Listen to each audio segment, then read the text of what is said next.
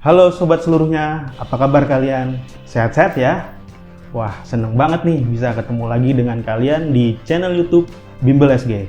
Terima kasih bagi kalian yang sudah subscribe, like, comment, and share. Oke sobat, saya akan mulai dengan sebuah pantun. Jalan-jalan ke luar negeri, Cakep, pulangnya diperiksa satpam. cakep. Nih, kenalin, saya Nur Hadi, tentor pendiam, api tajam. Hahaha. Sekali lagi ya. Jalan-jalan ke Itali, Cakep. selanjutnya pergi ke Belanda. Nih, kenalin, saya Nur Hadi. Bersama saya, kamu pasti bisa. Yeay, hore. Udah serius gak? Oh, ya, mabuk. Baik. Oke, sobat. Hari ini kita akan membahas trigonometri. Maka dari itu, kalian tetap stay dan tonton videonya sampai habis. Karena nanti ada soal UTBK, SBMPTN, dan UTUL UGM.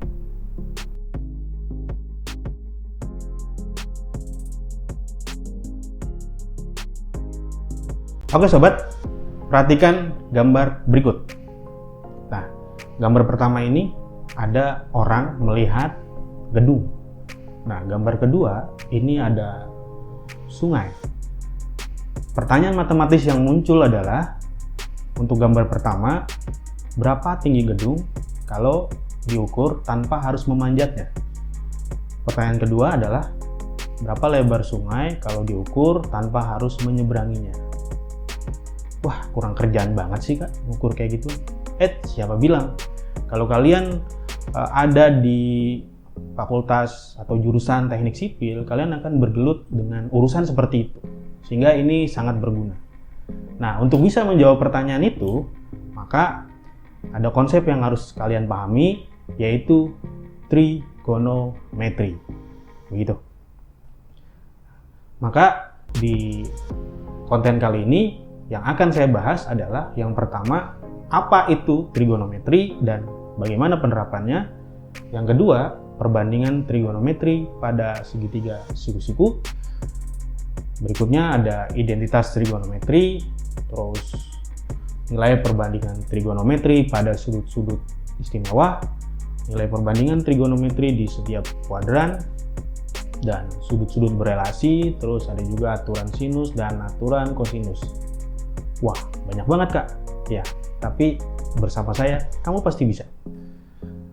Berikutnya, kita mulai dari apa itu trigonometri. Sesuai dengan nama trigonometri itu diambil dari istilah atau bahasa Yunani. Trigonos yang artinya tiga sudut atau segitiga. Metron artinya mengukur atau ukuran. Jadi trigonometri ini terkait dengan pengukuran segitiga. Apa yang diukur? Ya tentu sisi, panjang, dan sudut-sudut dalam segitiga.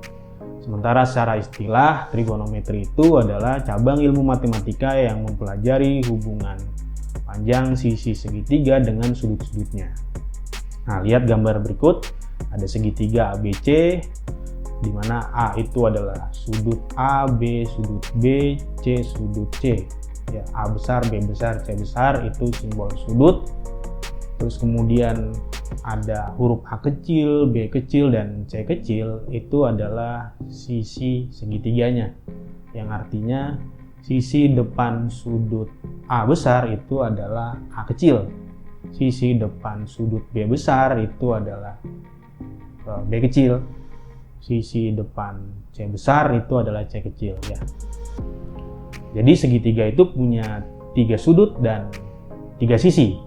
Nah, itulah kenapa konsep trigonometri ini lahir, dan sekarang kita akan mempelajari hubungan antara sisi dan sudut dalam segitiga. Baik, kemudian bertanya, apa sih kegunaan trigonometri? Selain pertanyaan yang di awal tadi, ada kegunaan lain, yaitu mengukur tinggi gunung tanpa harus memanjat. Bisa kak? Bisa ya. Terus berikutnya dia berperan juga dalam penerbangan sebuah pesawat, ya, memperhitungkan antara arah pesawat dengan arah angin. itu juga dihitung berdasarkan konsep trigonometri. Terus ada juga pemilihan lokasi dan posisi satelit, itu juga menggunakan konsep trigonometri. Nah, yang terakhir pada game Super Mario, loncat dia yang sangat smooth seperti itu juga pakai program trigonometri di dalamnya. Jadi jelas trigonometri ini sangat berguna. Oke, berikutnya kita masuk ke perbandingan trigonometri pada segitiga siku-siku. Pertanyaannya, apa perbedaan kalian dengan segitiga? Perbedaan kamu dengan segitiga? Yap, kalau segitiga siku-siku, kalau kamu suka-suka. Yeah. Lanjut ya. Nah, ada segitiga siku-siku seperti gambar berikut ya. Siku-siku itu sudutnya adalah 90 derajat, di situ terletak di sudut A besar. Ya.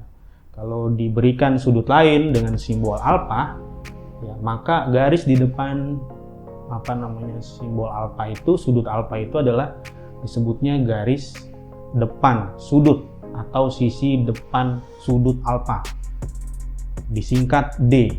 Sementara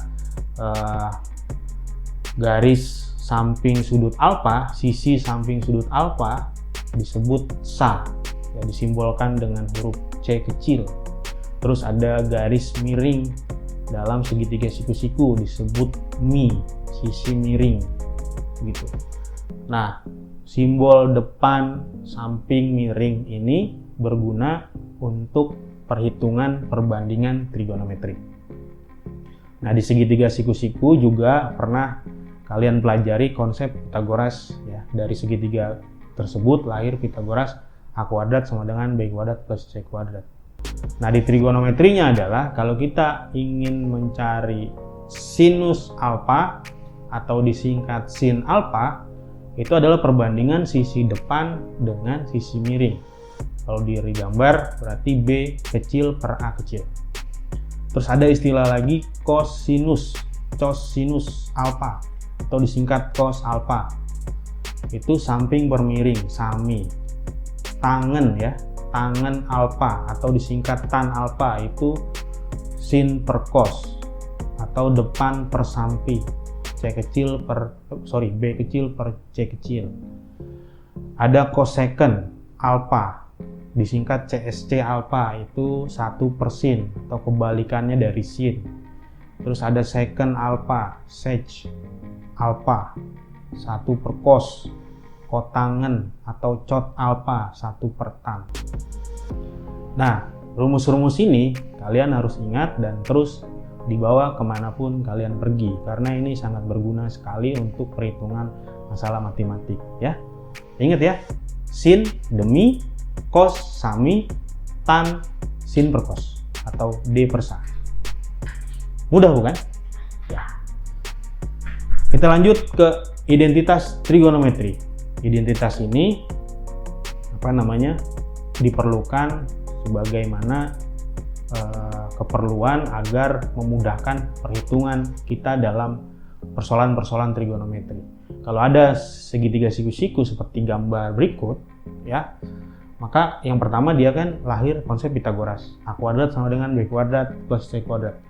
Nah, kalau persamaan tersebut kita bagi dengan A kuadrat kedua ruas, maka diperoleh identitas pertama sin kuadrat plus cos kuadrat sama dengan 1. Atau kedua ruas Pythagoras tadi kita bagi dengan B kuadrat, maka diperoleh cosecant kuadrat dikurangi kotan sama dengan 1. Jika kedua ruas dibagi dengan C kuadrat, diperoleh secant kuadrat dikurangi tan kuadrat sama dengan 1.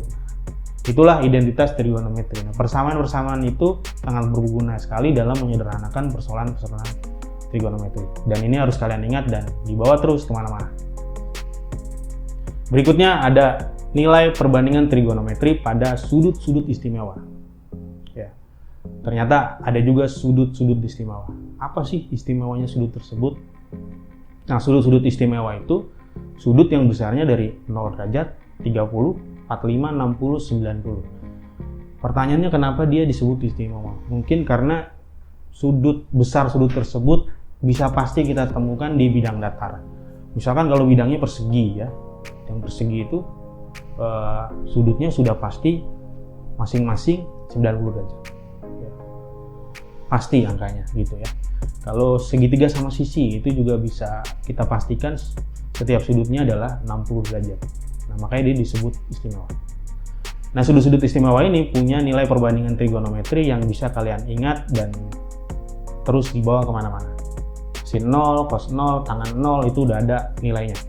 Di kalkulator yang lengkap, saintifik itu juga ada. Ya, jadi ini harus diingat supaya kita bisa menyelesaikan perhitungan trigonometri. Ya, seperti tabel itu. Coba diingat, 1, 2, 3. Ya, ingat ya, gampang kan? Nah, pembuktian salah satu, diberikan persegi ABCD dengan panjang sisatuan.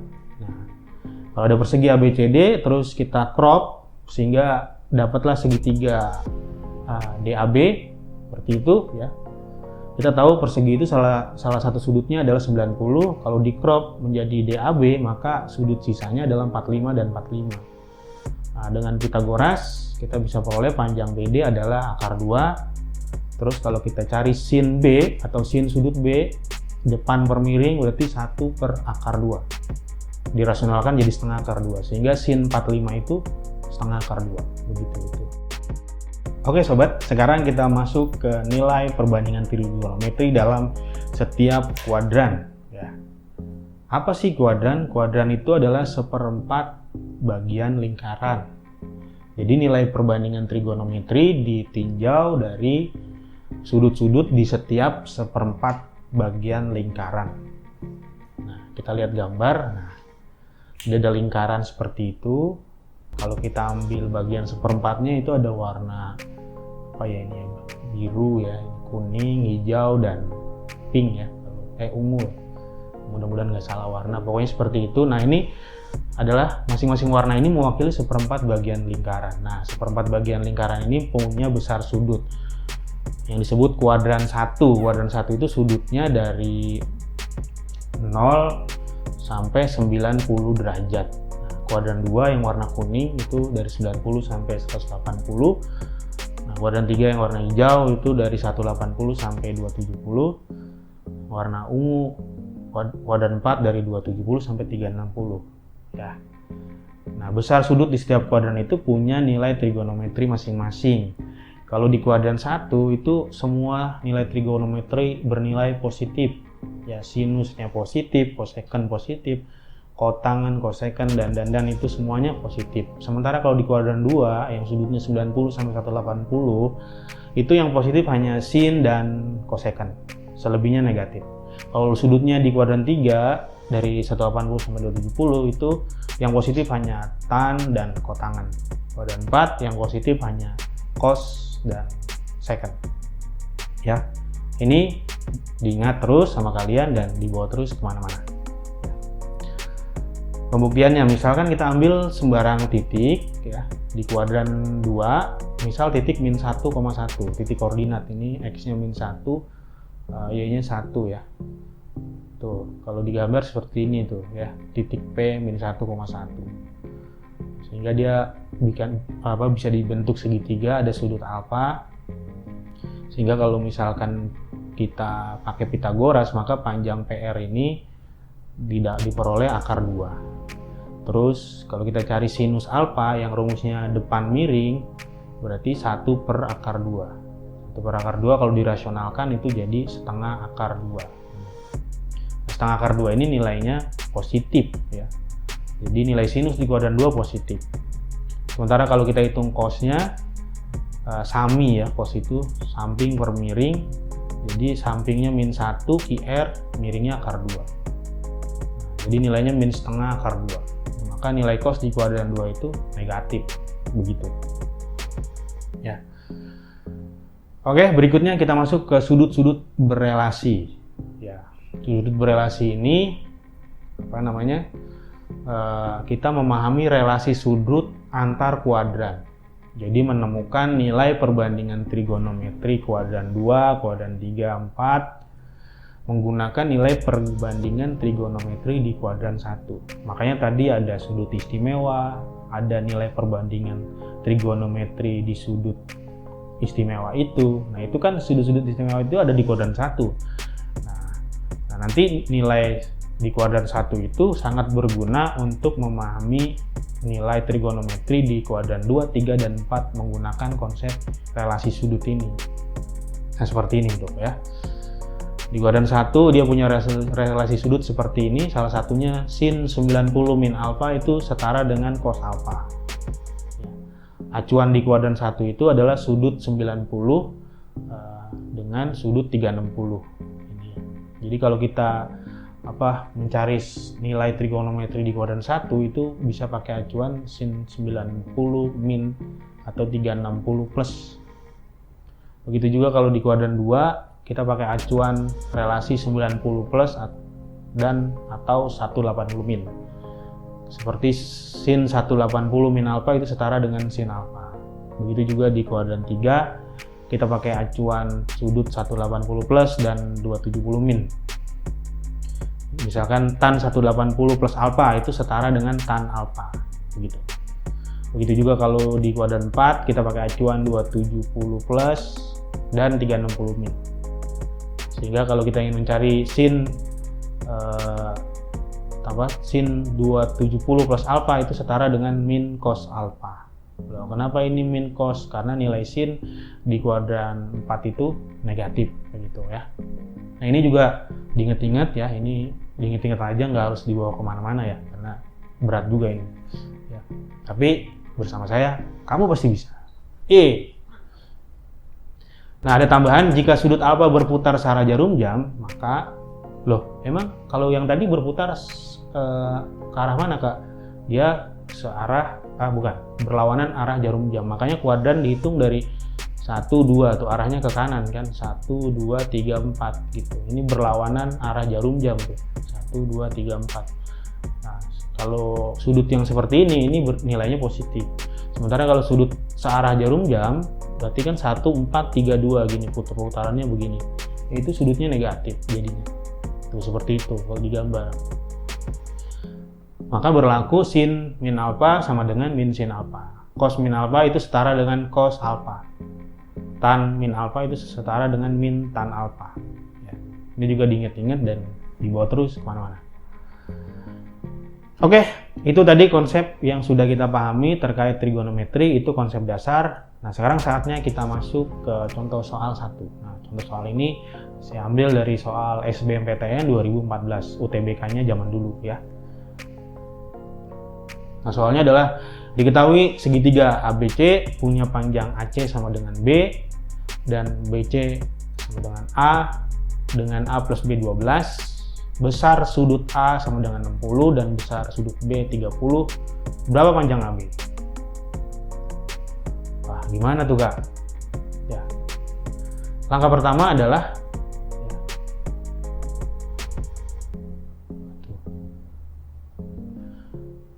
kok gambarnya hilang? Wah, ini. Ya. Muncul.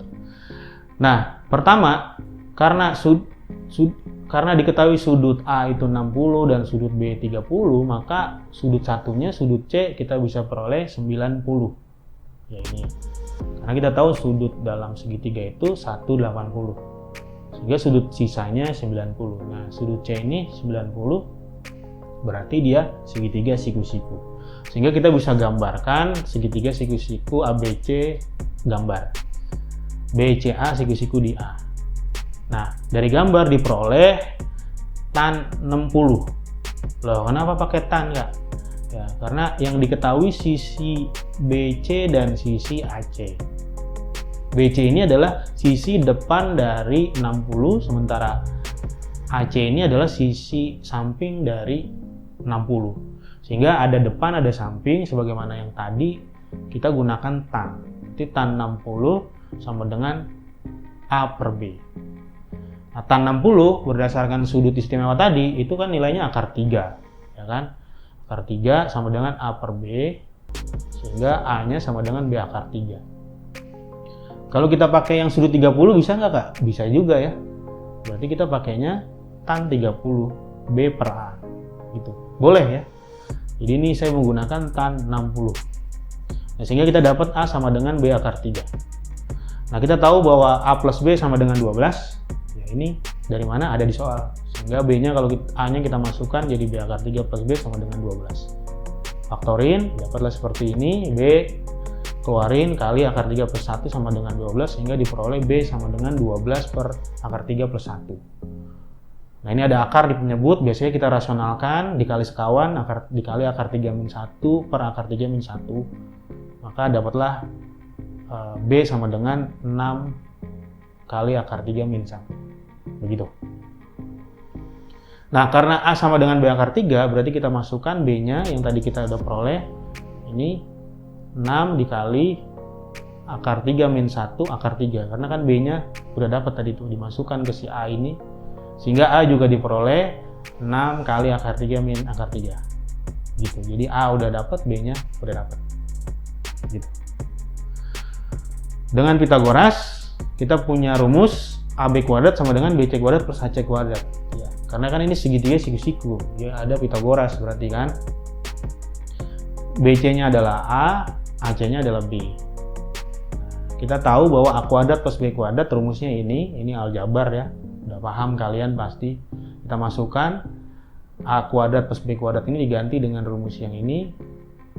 Ya, terus dimasukkan angkanya A plus B itu kan 12 tadi udah ada. A plus B 12 kuadrat berarti AB berarti A kali B, A-nya tadi yang ini, B-nya yang ini. Masukkan ke situ. Ya, terus 12 kuadrat 144, ini 72 dikali ke dalam sehingga diperoleh 144 dikali 4 min 2 akar 3. Begitu. Nah, kan AB kuadrat. Berarti kalau AB saja kita akarin dong, ya kan? Pindah ruas jadi akar. Jadi akar 144 min 2 akar 3. Nah, akar 144 kan bisa keluar jadi 12. Jadi 12 kali akar 4 min 2 akar 3. Nah, terus ada akar 4 min 2 akar 3. Nah, 4 itu kan 3 tambah 1, 3 itu 3 kali 1. Loh, kenapa mesti dipecah begini, Kak? Karena kita punya rumus akar seperti ini tuh. Ya, ini ingat kalian ya. Ya, memenuhi hubungan akar ini. Jadi dari format ini kita dapat A-nya itu 3, B-nya 1. Ya, sehingga AB itu 12 kali akar 3 min 1 kali ke dalam jadinya 12 akar 3 min 12. Jadi panjang AB adalah 12 akar 3 min 12. Jawaban yang sesuai ada di opsi yang diberikan. Oke sobat, sekarang kita lanjut ke contoh soal yang kedua. Nah, soal ini diambil dari soal SNPTN tahun 2011. Ya, jadi itu soal UTBK zaman dulu juga. Ya. Nah, soalnya adalah seperti itu. Nilai cos kuadrat 30 ditambah cos kuadrat 40 tambah cos kuadrat 50 tambah cos kuadrat 60 itu berapa? Nah, kalau kita nggak paham konsepnya, ya maka ini agak bingung juga. Di kalkulator bisa nggak? Bisa gitu, cuma mungkin hasilnya belum tentu benar gitu ya. Nah,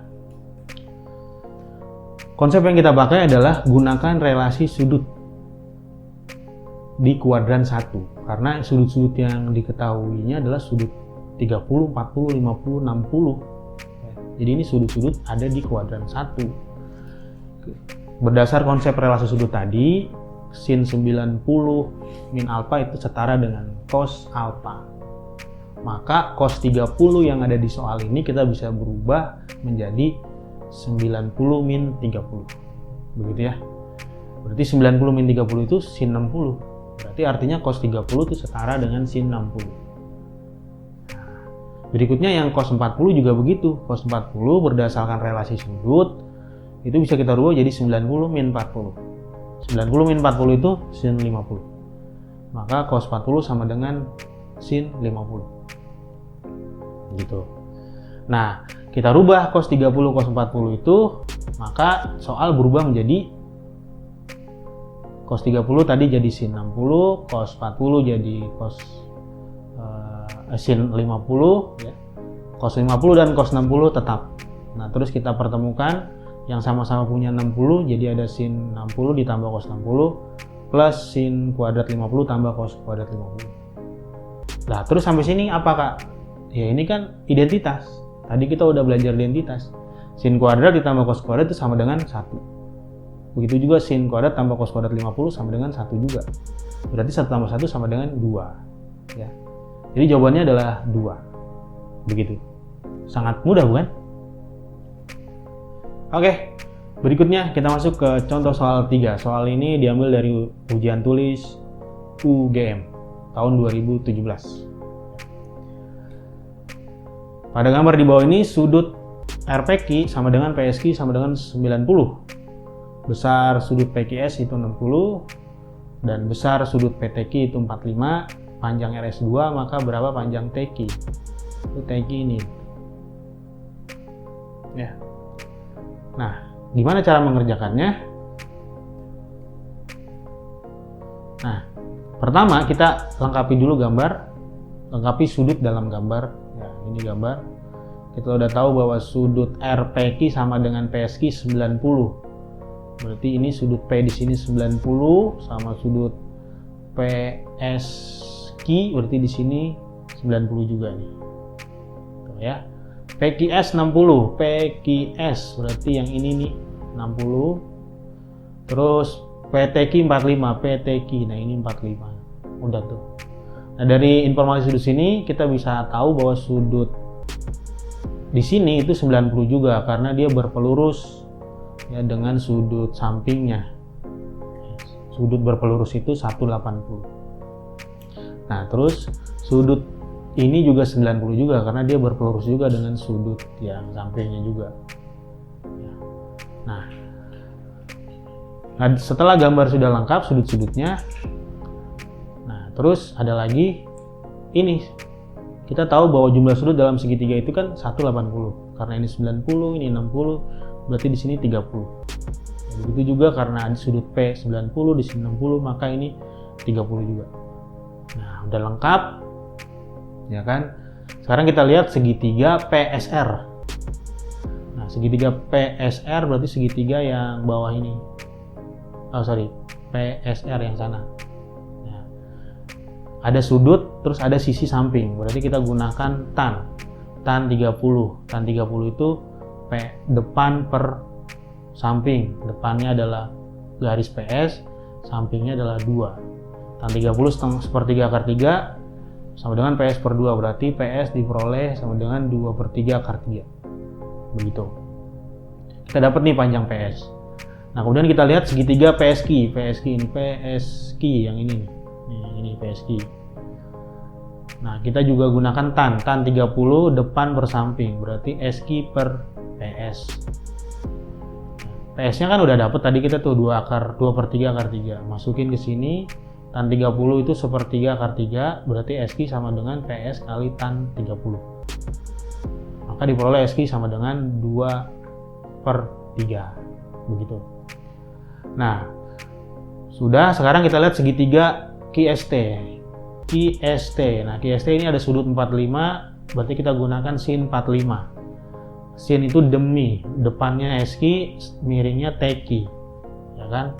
Setengah akar 2 sin 45 itu SQ-nya tadi 2/3 per TQ. TQ ini yang ditanyakan.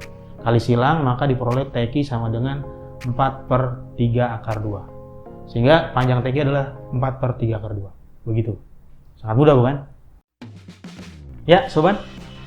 Itulah tadi pembahasan terkait trigonometri. Gimana? Sangat mudah bukan? Nah, kalau kalian masih belum paham, kalian bisa komen-komen di bawah ya. Jangan lupa juga subscribe, like, comment, and share. Saya akan tutup dengan sebuah pantun. Jalan-jalan ke luar kota, pulangnya beli semangka. Sampai ketemu lagi di video berikutnya. Bersama SG, kamu pasti bisa. Yeay! Dah!